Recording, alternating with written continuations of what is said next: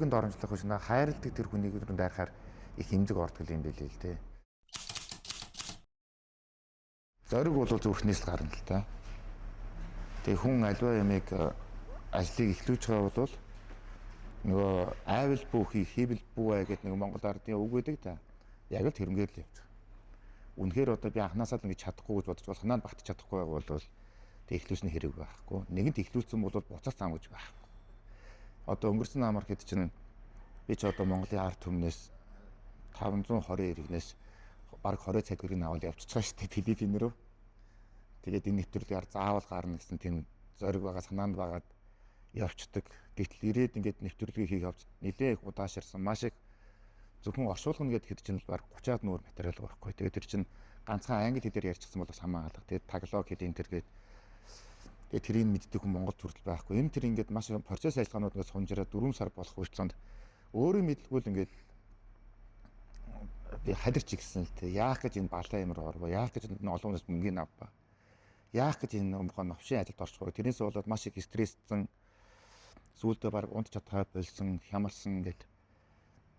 Тэгээд дээрэс нэмээ тэр чинь бас нөхөн амийн хэрэг байж идэг ингээд амны хүн амийн хэрэг гэжтэй одоо юу юм тэр нэцлэг тогтоог байгаа шүү дээ. Нэг иймэрхүү боцсохгүй хэрэг байгаад байдаг. Хүний хулгай боош 8 шиг тийм хэрэг байгаад байдаг. Албатан хөлбөрийн асуудал байгаад байдаг. Тэгт хажуугаас нөө тийм хизээч одоо ийм нийгмийн сайн сайхны төлөө нийтийн төлөө мөнгө төлж үзээгүй мөртлөөрөө одоо мань мэтийг байнга матралж яадаг тийм одоо нийгмийн шаар шавхрууд их байдаг л та.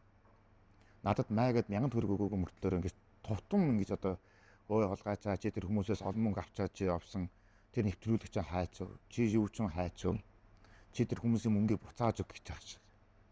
Тэгэхээр ингэ тэр болгоно гэж тэл тэр чинь хэцүү байдалтай байдаг гэсэн. Тэгээд ер нь ингэж цаашдаа ингэж хандив авч яг мэдээж юм хийж болно.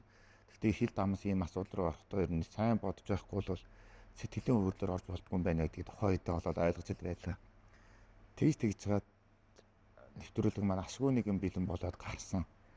Тэгсэн чинь нөө хүлээлтээс давсан тийм одоо олон нийтийг донцлогсон, Монголын нийгмийг донцлогсон, хүн болгоны үдсэн, олон хүнийг ойлгуулсан тийм контент болчихсон.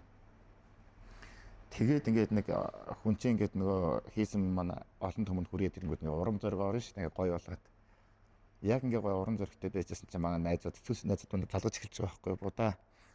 Одоо гүцээ гэж. Юу гүцээгээд байгаа юм бэ гэсэн чи тэр наам үсэгээ авчрал та хандуц хөлөөл та. Тэр аавын том охинтой хамт аваад ирлээ. Наач арт юм чамдад мөнгө өгөх гээд шүү дээ. Мөнгө өгөх гээд шүү дээ. Тэгэнгүүт нь урд нь бас баахан мөнгө авцсан хүн чадаа дахиад надад мөнгө өгөх юм болов уу гэд нэг жоох хэрэгцээтэй байж яснаа. Орон одоо ингээ аль биесаар аав ээж дүү хоёр навчнамаар байна. Нэг 15 сая төгрөг хэрэгтэй байна. Хандив өгөөч гэж дансаа биччихэд тэгээд нэвтрүүлэг гарсан оройн би ч нэг уран бүтээлчдтэй нэг хоолнд орсон.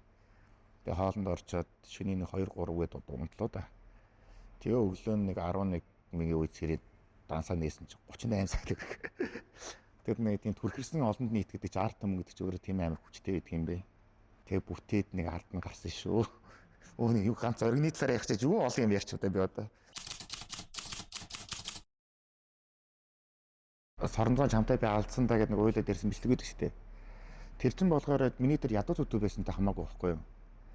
Тэр нэг өчнөө олон жилийн өмнө бурхан болоод уучлагдчихсан байгаа тэр миний хамгийн хайртай эмээ өвөө хоёрыг минь тэгж мохоод оромжилсанд нь ингээд нөө хүн өөрийг нь оромжлох биш наа хайрладаг тэр хүнийг дайрахаар их хэмжиг ордог юм билээ л дээ. Тэгтэл чинь ийш зайлвал одоо ядуу юм болохоор наач намайг нэг шантааж байгаа тэтэн цаас авч яана гэдэг тийм балаа юм ярьж штэ. Тэгээ яг нөө өөрөөсөө тийм нөгөө тийм хөлмөрлөж мөнгө олоогүй хулгайлж мөнгө олсон хүмүүс чинь тийм давлуун тийм саагүй болчихдаг юм байна л да. Тэр нэг эмзэг тусныг тэрэн дээр их хэмжих тусч байсан. Эвөө өвөө хоёрын маань ээжийг маань аригчин гэж нэг баахан гүрдсэн. Яг хөө мэдээж энэ амьдралд огт ариг уудгүй хүн гэж байхгүй болоо та. Хин нэг төгсдийн зүрх. Манай ээж одоо тэгээд тэтгэврт нойлон гарчлаа. Тэгээд янз янзын ажил хийгээ сайхан амьдрал өөрийнхөө амьдралыг авчаад топ шис амьдралтай байж байгаа шүү дээ. Аригчин байсан бол одоо гудамжинд байх байлгүй тэр гудамжинд байгаа хүний чинь тэгээд одоо хүн ажил даанаж байхгүй байлгүй тийм ээ. Анха эхлүүлж байхдаа тэр 2018 19 оны үед бол их айдаг байсан. Гэтэл ингээд нөө хүн ингээд нөгөө нэг юм олон жил хийдэг болоод ирэхээр ингээд тийм айц тийм баахан бэлтгэл юм байна л да. Тухайлбал одоо ингээд зүүрдэж хэлэх юм бол цогцос задлан шинжилгээ хийж байгаа хүн байгаа шүү дээ. Одоо нэг шүүхийн шинжээчнэр анх л нөгөө хүний цогцсыг ингээд зүсээд огтчоод мал ядалж байгаа юм шиг эргээд ингээд явахдаа бол айдаг байсан бол ингээд явцын дунд гэдгээр огт айхаа болждөг юм байдаг. Хүний цогцон сүрс айхаа болждөг, хүүрнээс айхаа болждөг. Тэгээд би яг тэр шиг ямар ч хүн ингээд нэг юм ингээд удаан хийгээд гэхээр удаан тэрнгээр дагнаад ирэхээр ингээд айц гэдэг юм байх юм болчихсон. Тэгээд янз янзын эрх мэдэлтэй хүмүүс анхандаа одоо тэгчүүл ингэчих бол тэгчүүл ингэ сэтгүүл гэсэн чинь ихвэс нэг Монголын ард түмэн чинь өөрөө маш их сошиалчсан, захимжчихсан. Тэгээд нэг паблик фигур болоод ингэсэн байгаа хүн рүү одоо тийм ирээ цэргүүд айрдаг, халтдаг, тийм одоо янз янзын нэг болохгүй хүмүүсээр айлгаж гаргамтууд юм байхан болж шүү дээ Монголд ч гоё болчихсон. Хэрвээ тийм үйл гарах гэдэг юм бол тэр хүмүүс сайн өөртөө албад шүү дээ. Сошиал давлгааны цаазанд орох юм бол хинч тэрнээс гашиж чадахгүй байхгүй. Тийм байгаа шүү. Альва контент хийнгүүд ястунаад нэг доотлолт ингээд ийм хараал ирүүл юмнууд чинь бүр хэдэн мянгаар орж ирнэ. Тэгээ анх ч нэг дөнгөж одоо ингээд нэг YouTube ингээд контент маань ингээд хүнд хүрээл олон хүнд хүрээл яхаар ингээд шимтэж бүх коммент нь уншдаг байлаа те.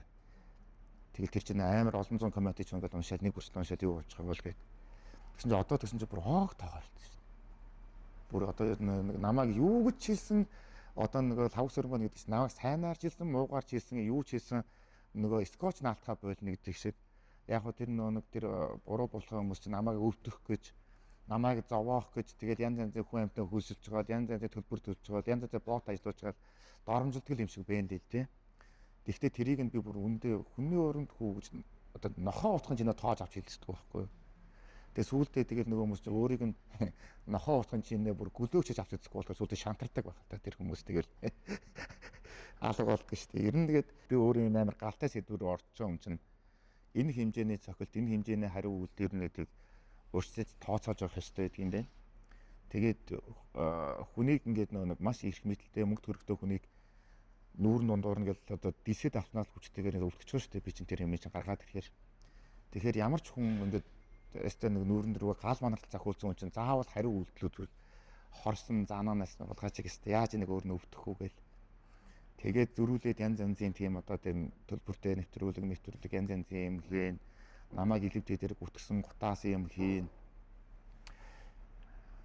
Тэгээд тэр болгоныг нь хариуг нь бас нэг хүний зохицож бас ингээд нэг дойлтчихгүй урдаас нь зогсчоод захиулаад авчдаг байх хэмжээнд захиулсан гэсэн тэрэн дээр нэг гоншгноод байх хэмжээний гоншгноод байхгүй байх хэмжээний тийм хат суудаг юм билээ хүнд.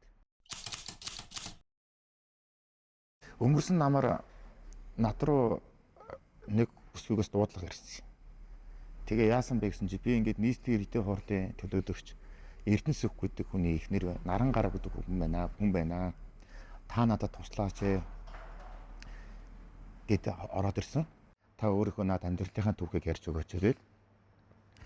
Тэгэл тэрийн ярилбал өнгөрсөн тэрнийг контент болгоод хийгээд тэгээ шөнийн нэг цагт жилдөө 1:30 жилдөө дуусангуудад Facebook болон YouTube-д оруулж унтаад гисэн бохгүй юу хараад. Тэгээ өглөө нь шөнийн 2-3 унтсан хүн чинь өглөө нь яах вэ? 11-2-гээс ирсэн чинь пүү Монгол даяар бөөн төлөм болцсон байдгийг. Хүн болгон тэр нь ярах чинь яриад хүн болгон яагаад баахан найзуудаас маань өстө хүүе чи ямар амар юм бэ гэл хэдэн мянган хүнээс мессеж чат ирээл өстө.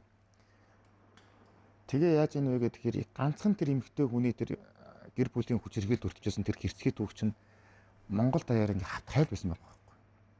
Хавтгайл байсан баг. Тэг хүмүүс нуудаг, тэр асуудлаас ичдэг. Би ингээ гаргаа ярьчих юм бол хүмүүс намайг муухагаар бодчих болов. Нэг олгоо хагарч тогоон дотор гэдэг нэг муухай бузрын муухай өгөөд шүү дээ. Балер үг. Тэгээ тэрний цаана дандаа хүчирхийл нуугдж байдаг. Яргалан нуугдж байдаг. Тэгээд ингээд амар олон жилийн турш маш муухай адал балмууд тийм хүчирхийлийг хүлцэн төвчжсэн тэр олон эмэгтэйчүүдэд сөрч тэмцэх тийм хүсэл зориг өгч байгаа байхгүй тэр асуудал чинь. Тэгээд нэг удаагүй байсан чинь гэр бүлийн хүчирхийллийн тухай хууль өргөн баригдаад тэгэл одоо ингээд энэ асуудал чинь нэг ёсонтой хуулийнхаа өрөөнд маш сайн хамгаалагдах юм очиж байгаа. Гэр бүлийн хүчирхийлд өртсөн хүнийг хамгаалах механизм маш сул Тэгээ хуучин ч болонгууд угаасаа л ингэ зодож явах хэрэгтэй. Одоо угаасаа л юм байх хэрэгтэй гэд цаг дааж тоодоггүй, хүнж тоодоггүй байсан асуудал чинь сая ингээд нийгмийн асуудлыг гараад ингэчих байгаа байхгүй. Тэгэхээр ерөөсөө сэдвийг нэг том жижиг гэж ерөөсөө ангилж болдгүй юм байт.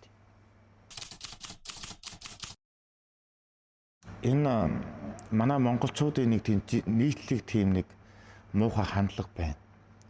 Хүн ингээд дуугүй байснараа бүтэж өгдөггүй гэж байгаа шиг тий. Одоо ингээд нүдэн дээр нь хулгайлуу бирж яхад хараад хөлцөөд чимээгүй байж байгаа хэвчээ гинэ.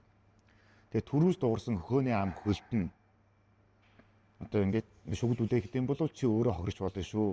Гэх мэтлэн ийм одоо бурангуй цаг үеийн яг 100 жил дарлуулад ингээд ирэхээр ингээд үг хэлгүүц болно. 100 жилийн хараа нэг 3 үед нь бат суучсан байгаа тэр нэг муухай юм шиг ингээд байгаад амьдтай байгаад байна шүү дээ. Эднэр байсан учраас өнөөдрийн энэ хулгай, өнөөдрийн бузар булаа юм чинь ингээд хатан гарчсан байхгүй юу? Гэтэл орчин цагт их өөр болж байна. Залуучууд маань их өөрчлөгдөж байна. Тэгтэл тэд нар маань одоо ингээд буруу болоход эвдэрхээ болсон залуучууд маань гарч иж энэ улс орноо өдрөд хэмжээд очих үед бас дахиад 5-10 жил, 20 жил ч юм уу болох гэдэг шүү дээ. Тэрнийг хүлээмээргүй байна. Одоо наад нэг бурангуй тийм балай гажиг юм аа ингээд хаяад өөрийнхөө төлөөс төр улс орныхоос төлөө дуугар шигтээч, тэмцэж шигтээч гэж хүмүүст хэлмээр.